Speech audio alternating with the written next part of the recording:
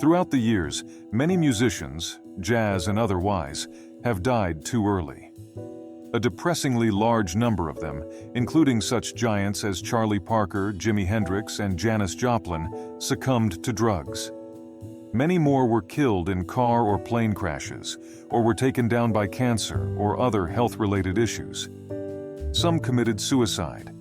Some musicians, however, have met their ends for a reason neither medical, accidental, nor self-imposed. They were murdered. Any violent death is a tragedy, but these robbed the world of good music as well as vibrant lives. All of them had much more to give and, individually and collectively, would have made a greater impact on the music world had they lived full lives. It is important that their contributions be made known, their music be heard, and that we show how and why they died. Chet Baker led what can be described with some confidence as a troubled life, rising to stardom in the 1950s first on the strength of his trumpet playing, then on his good looks and vulnerable singing voice, but at the same time descending into a drug addiction that would dog him for the rest of his life, leading to occasional jail sentences and other legal troubles. Baker spent much of the last 10 years of his life performing and recording in Europe, and it was there that he died on May 13, 1988, in Amsterdam. His body found on the sidewalk 30 feet below a hotel room where he'd been staying. Theories abounded that he'd fallen out of his room's window accidentally, that a dealer he hadn't paid off had pushed him out. But his room was locked from the inside and showed no signs of a struggle, and the window from which he'd fallen could only be opened 15 inches, making an accidental fall unlikely. Baker biographer James Gavin, who extensively chronicled the drug-induced emotional frenzy of Baker's final days, believes Baker's death was quite possibly a desperate act of will on the trumpeter's part. Jaco Pastorius was an virtuosic electric bassist, known for his game-changing work with the fusion jazz group Weather Report and with Joni Mitchell. Pastorius developed the habit of starting bar fights and apparently enjoyed being beaten up.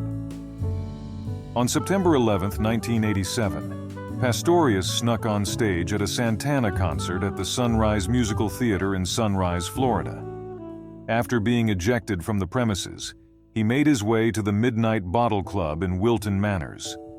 After reportedly kicking in a glass door, having been refused entrance to the club, he became involved in a violent confrontation with a club employee who was a martial arts expert. Pastorius was hospitalized for multiple facial fractures and injuries to his right eye and left arm, and fell into a coma.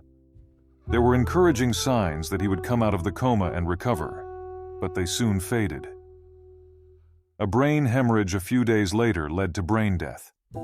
He was taken off life support and died on September 21, 1987, at the age of 35, at Breau General Medical Center in Fort Lauderdale. The employee faced a charge of second-degree murder. He pleaded guilty to manslaughter and was sentenced to 22 months in prison and 5 years probation. After serving 4 months in prison, he was paroled for good behavior. Lenny Breau was an American-Canadian guitarist. He blended many styles of music, including jazz, country, classical, and flamenco. Inspired by country guitarists like Chet Atkins, Breau used fingerstyle techniques not often used in jazz guitar. On August 12, 1984, Breau's body was discovered floating in a rooftop pool. The assumption was the drug issues that had plagued him most of his life had led to his accidental drowning. However, on August 17th, the death was ruled a homicide. A coroner's spokesperson pointed to specific injuries on his neck, being consistent with those found in strangulation. His wife, Jewel, was considered a prime suspect, and their relationship was referred to on his website as tumultuous and difficult, with several of his friends telling the police they had witnessed an enraged Jewel hit and choke Lenny on several occasions. The evidence wasn't convincing enough, and the murder remains unsolved. His lifelong mentor, Chet Atkins, once called Breau the greatest guitarist in the world. His contributions to jazz remains chronically overlooked. Albums are increasingly hard to find, and his techniques abandoned by the new school of jazz musicians, who had either never heard of him or wouldn't be able to track down the guides he'd written to mastering his style. He lies buried in an unmarked grave in Los Angeles.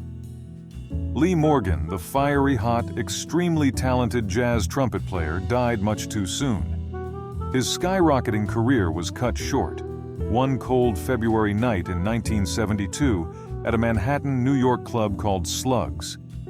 He was shot to death by his 46-year-old common-law wife, Helen. At the time, Morgan was experiencing a comeback of sorts. He had been battling a serious heroin addiction for years, but by most accounts was drug-free. The shooting occurred after an altercation about his heroin use and love affairs, and Morgan died while waiting for an ambulance. Morgan was 33 years old. The injuries were not immediately fatal, but the ambulance was slow in arriving on the scene, and they took so long to get there that Morgan bled to death. Helen Morgan was arrested and spent a short time in prison before being released on parole. After her release, she returned to her native North Carolina and died there from a heart condition in March 1996. In 1955, the Benny Carter Orchestra hired Wardell Gray to play on the opening night of the Moulin Rouge Casino in Las Vegas. The Moulin Rouge was the first racially integrated hotel casino in America, and they were going to celebrate with great fanfare. Carter's band played 3 times a day. Customers flocked to the casino. On the orchestra's final day, Gray didn't show up to any performances. No one knew what was up. The following day, a stranger found him with a broken neck in the weeds on the side of the highway 4 miles outside of Las Vegas. Clearly he'd died elsewhere and someone had moved him, but nobody could figure out why or who. Vegas was a mob town, a racially charged town. Money ruled. Sex, alcohol, and power played heavily. With so many poisons running through its green veins, it's hard to imagine its white police force pursuing the ugly truth about the death of a young black man, even one of Gray's visibility and renown. The autopsy describes Gray's injury as a fracture of the 5th and 6th vertebrae, with resultant injury to the spinal cord, and contusion of the brain due to a blow on the head. To the question of how the injury occurred, the death certificate states, "Fall on cement floor." The Las Vegas police closed the case. People speculated. Murder, racism, a love triangle, drugs.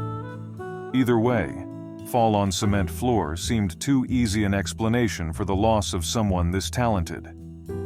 In the book West Coast Jazz, Ted Gioia provides a verifiable account of Gray's death. Like many jazz players at the time, Gray had started using heroin. Some people suspected Gray owed drug dealers money. Others speculated that he'd been messing around with another person's wife or girlfriend and got snuffed out. According to a dancer friend who was partying with Wardell on the night of the final shows, Gray shot heroin and fell off his bed, breaking his neck. Had he lived, he would have been one of the truly amazing players of our time. He was anyhow. This is Tim from One Track Jazz. Thanks for listening and don't forget to like and subscribe.